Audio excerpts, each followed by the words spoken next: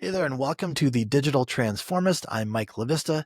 Today on the podcast, we have Chris Heffernan, the Hef, and he is the CEO and founder of dlivrd. It's a restaurant technology delivery company that's got some really interesting things happening in the world of different kinds of food delivery. And really great conversation, everything from the proper way to order a Philly cheesesteak down to the way to grow a business and to be a challenger brand and fight the big guys. Pretty interesting stuff. Let's jump right in.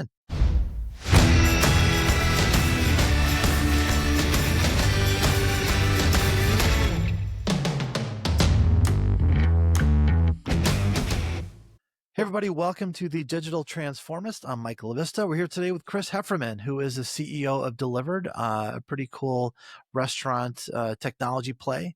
And we're going to talk all about that market and how people are using technology to get ahead. But, Chris, checking out your background, you have a kind of an interesting history. I wonder if maybe to kind of give some people an idea of how you got to here. Tell us about how you ended up founding dlivrd and what that story was like.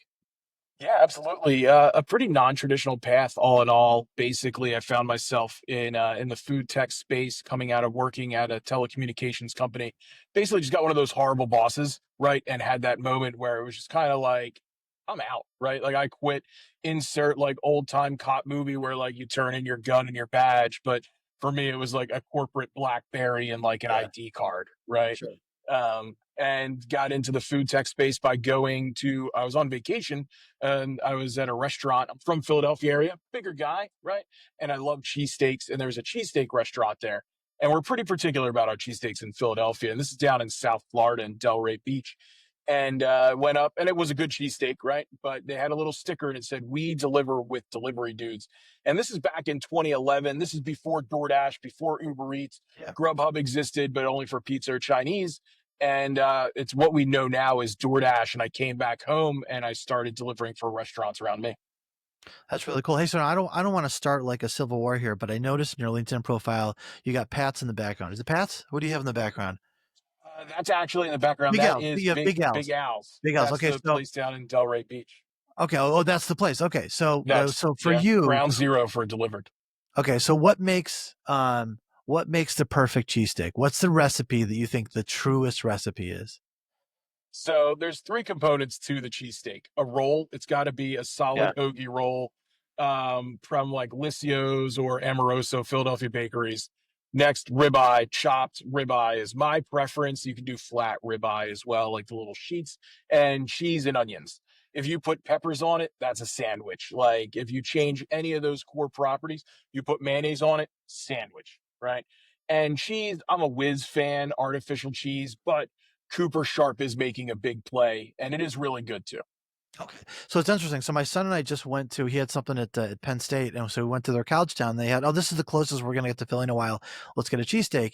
And he's looking at the menu and he goes, yeah, what is whiz? And I'm like, oh, I've failed you. I failed you as a parent that you do not know what whiz is. So we got things, although now that you say that, I think I violated a rule. I didn't want to tell you what I put on it. So we'll just move forward. Mushrooms, you put mushrooms on there. Yeah, it sounds good, doesn't it? I don't know. But now it's a sandwich, huh? It's a sandwich, yeah, and I'm not contesting. It's still a good sandwich. It's just not a Philly cheesesteak. Yeah. All right. So okay. So back to the matter at hand. So you were down, and you're seeing the nascent DoorDash thing getting started. What for you said? Oh, I think I could do this. I could do this better. Like what made you want to start something? Yeah, mostly just that hatred for working in corporate America. My dad was an entrepreneur. He sold pagers and cell phones back before there was, and that's how I got into telecommunication. Back before there were like Verizon stores and AT&T stores, it was all the independents, right? So I always had that little like itch there to do it, but I had no idea what I was doing. When I decided I was going to start a food tech business, I didn't know how to build a website or an app. I bought a shoe website that was made to sell Nikes, and instead of being a Nike size 10, I programmed it to say, order me a cheeseburger and cook it medium well. So, it was a lot of trial and error, just kind of figuring it out. And it ultimately failed. This first business was called Food Cab. And by 2018, it was getting decimated by those Uber Eats and those DoorDash. They Yeah. just had money to burn. So let me ask you this. So we actually, a long time, so my company does software and AI development stuff. And a long time ago, we were involved in the first Domino's pizza delivery web widget stuff online.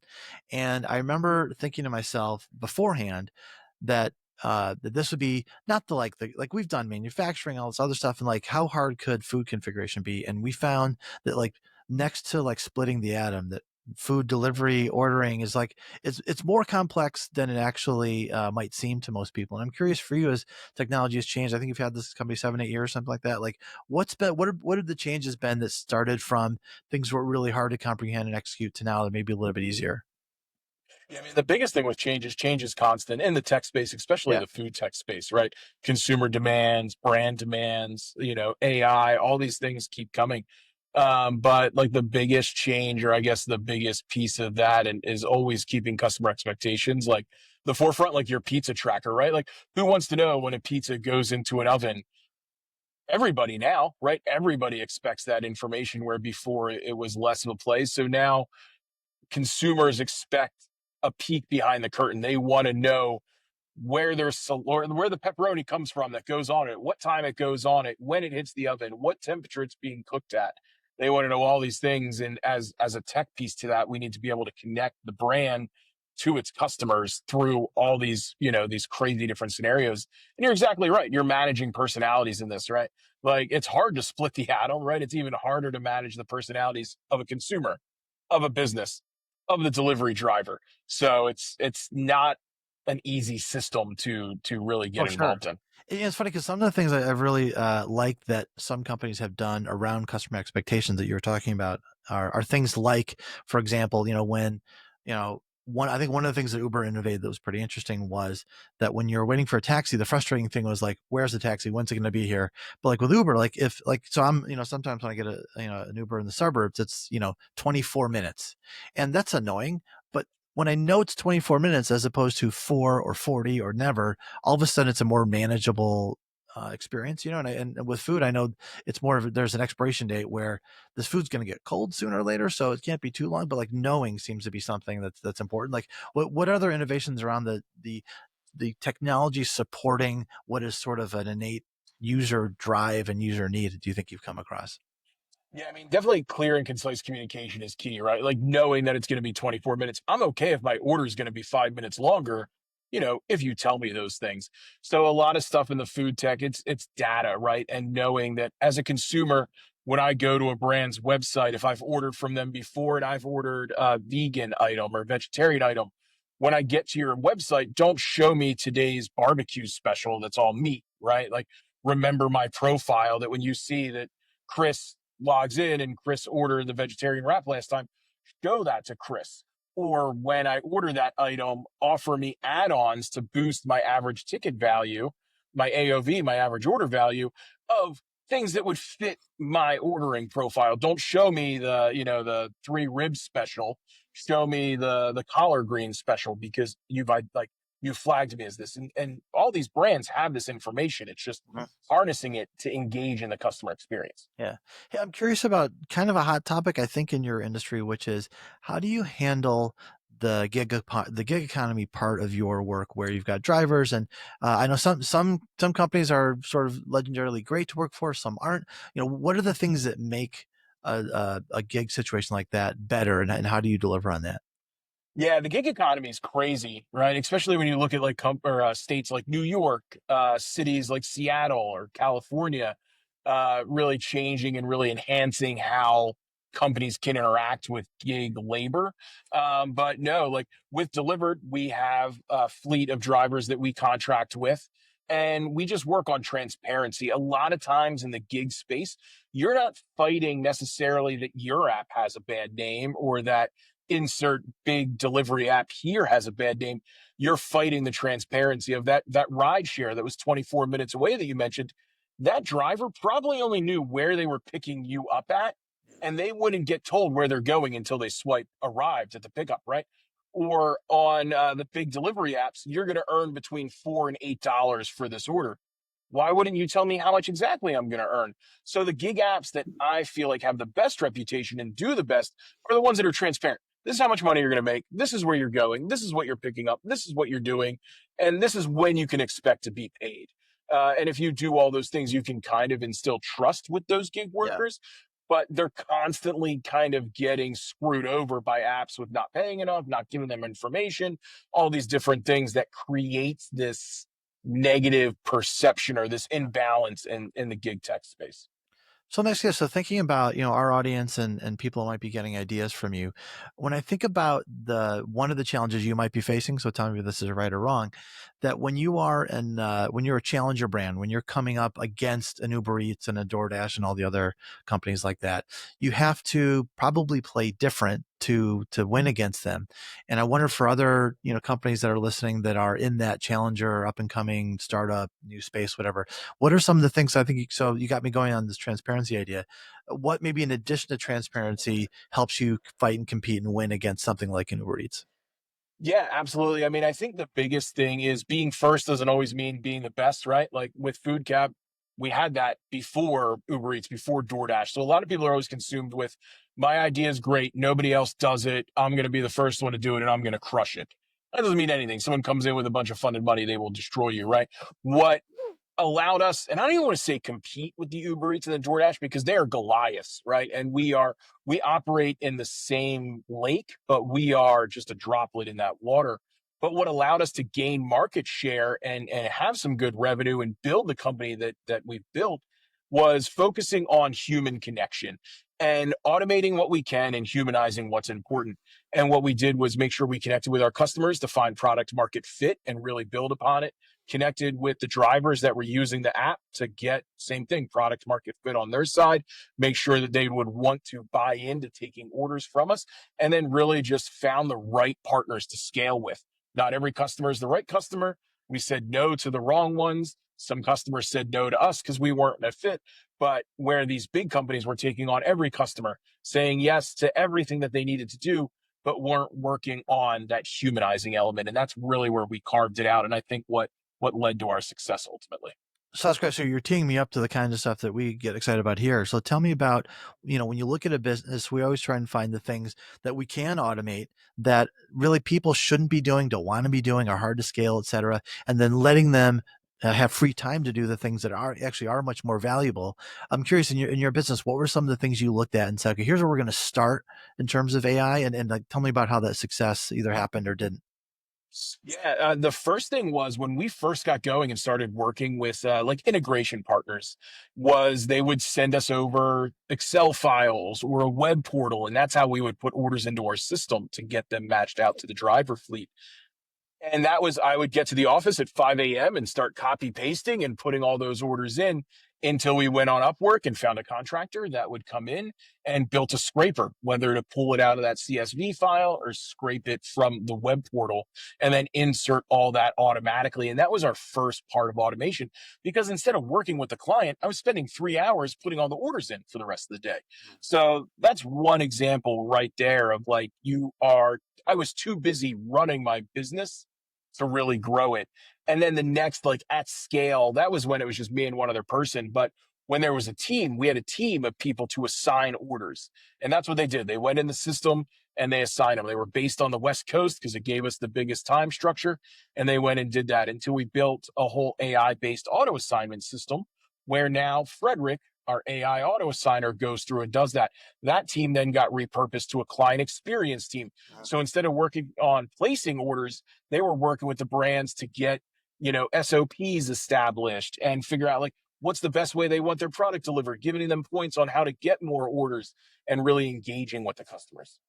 I love what you said because I think when I look at where businesses can gain most with AI implementations, it's improving the customer experience piece because no one wants to pay you.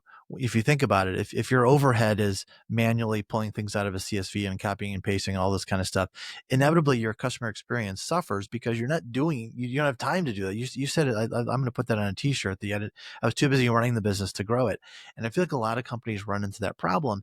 And really, the pitfall is to automate something and then feel like, okay, now we can cut people. Well, now maybe you're saving some money, but you're cutting your nose off to spite the face because now you still have a bad customer experience, but someone else is going to come along and sweep through and do that. I think that's the future of these businesses. Is I want and expect customer experience to get much better because we should have a lot more bandwidth. Is that something you're on board with? Absolutely 100%. Headcount shouldn't drop. It should just change. Your people should be repurposed. And as we grow and more, like, people are expecting better service, better outcomes, right? Like, AI can only do so much, but that human factor is still going to prevail. And that's what we're going to need the people for, Yeah. not to copy paste, not to point click here. I always say if this, then that, that's an automatable job. That is not a human's job. If I can tell you, hey, Joe, if this happens, then do that, Joe's job is automatable. But Joe's personality, if it's not if this, then that, that's where Joe will thrive. Yeah, it's funny because I always think about if you think about there's a line in the sand where you can either over automate or under automate, and I feel like most people go down the path of over automating, and then what you end up with is I was on customer support with an airline the other day, and there was a chat interface. And I started off by saying agent because I'm like, this is a tough problem. I don't expect an AI can be able to handle this. And it actually said, to their credit, whoever put these prompts together said, hey, actually, give me a chance. I know I'm an AI, but let me give this a shot. Yeah. And it took the wildest swing and a miss whiff on my answer that I'm like, okay. And I actually said, like, that was a good try, but that was not even close. Let's try again. And he said, no, okay, give me one more chance. It was a kind of pleading.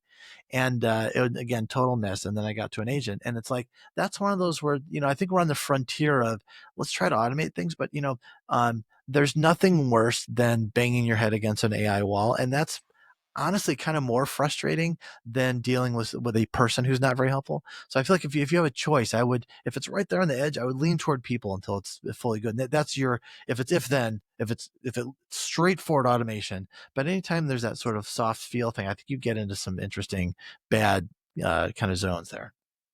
Yeah, and I think a lot of entrepreneurs and a lot of business owners and a lot of leaders think that to embrace AI, you have to go from not using AI at all to having that AI agent like you talked to with an airline, right? And that's not the case. You can use it for such small things in between to get through your daily life. And it's just getting comfortable with it. Like, open up ChatGPT, walk over to your fridge and say, these are the 10 things I have in my fridge. What can I cook for dinner tonight? Just start using it for little stuff like that. And then in your day to day during your business world, you're going to start seeing, like, oh, I can use this to replace this little task, right? And I hate the mantra like crawl, walk, run. It's so cliche. But with AI adoption, automation adoption, that's exactly what you need to do. I agree. And I think for us, a lot of times we see something where, in a way, you need some buy-in about what AI could do. So starting with something, I almost feel like every company can spot the things that are going slowly or poorly or manual. So I know that Charlie copies and pastes, and we should do that differently. And I think where the real huge boom, huge kind of foundational change happens is once that happened and you get it. And to your point, you're now looking at the business through AI eyes. You can find that thing that you couldn't or never would have done before just because the scale wouldn't have worked. Like let's have AI review the entire salesperson's email log for the past 100 days and find the best opportunities for us. That's not practical in a world without AI, without AS. But now we have a different way of doing sales. So I feel like that's you have to get those wins to get buy-in, because I found that the thing that slows implementation down the most is people just sort of not getting it or not really wanting to do it, and it's got to be. I try not to say crawl or walk run now that you've said that, but I'm trying to that gradual approach. I think that's sort of human nature to kind of wade into something and get used to it. Yeah, and you got to get buy-in from the humans to embrace it, that are going to see this as like, I'm going to tell you what I do day to day, and then now my busy work is gone, or now what am I going to do? And you need to make sure they have that buy-in, they see that kind of future path forward, and little things. I mean, to a sales example, if you're a salesperson and before making it evaluate all your emails and answer sales emails, no. If you're prospecting, grab a LinkedIn URL for your prospect, throw it into I'm going to keep calling out ChatGPT because it's easy. Hey, I'm going to try and sell our product and service to so and so. Here's their LinkedIn profile. Give me some personalization Yeah. attempts that I could use. And bam, it'll throw out, here's some subject lines, here's some things to work into your pitch. And it hasn't replaced it. You're still the salesperson making it out, but it gets people more comfortable with it. Interesting. So let me ask a question about how far is too far. So when I think about our business, not only do we do this work, but also AI sort of challenges what we do. So when you think about software developers, there is a real fear that does this replace my job? And for us, at least, the answer is well, not now and not this year, and maybe not for a while. And I don't know how long a while is. Maybe it's 10 years, maybe it's 5 years. It doesn't seem super soon. Right now, I feel like we're in the age of like augmented AI pairing, et cetera, et cetera. Now, for you, I'm wondering, there's a world I can imagine where somewhere in the future, delivery is done by those little bots you see on college campuses and things like that. That kind of the last mile is robot. Is that too far, or is that the natural evolution and people do something different? Like, how far into the future do you think, and what do you think that looks like for you? Yeah, no, I mean, I think it's crazy, right? I mean, I've used AI to help close the gap on some Twilio code, trying to figure it out. I couldn't get it, and it nailed it, right? And but I still feel there's still a world for a lot of those niche things.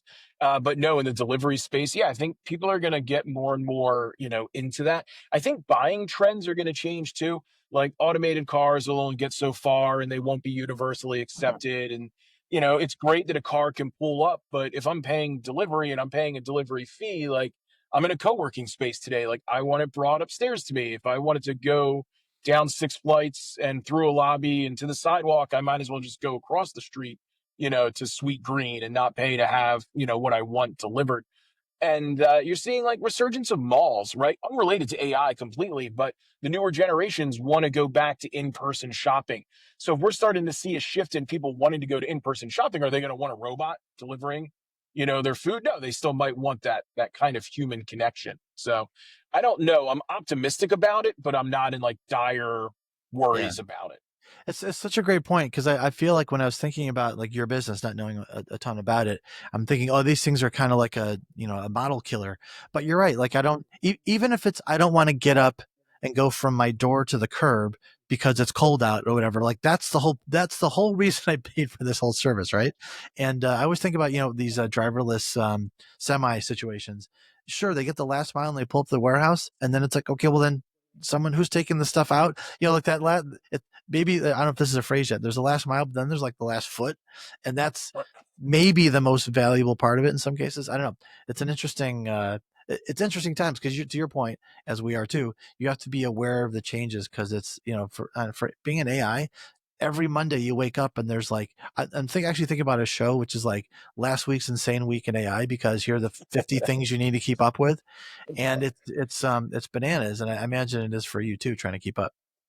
Yeah, in the delivery space, we have a like what delivered focuses on is like catering, large format orders. Hmm. So our specialty is like the last 100 yards, right? Because anybody can get a delivery to the front door, but you got to get it inside, upstairs, set it up where the meeting is supposed to Yeah. happen. So we're like most of our core business is a little more insulated from that little robot driving across the college campus. But I think there's a place for both to work, kind of at the end of the day.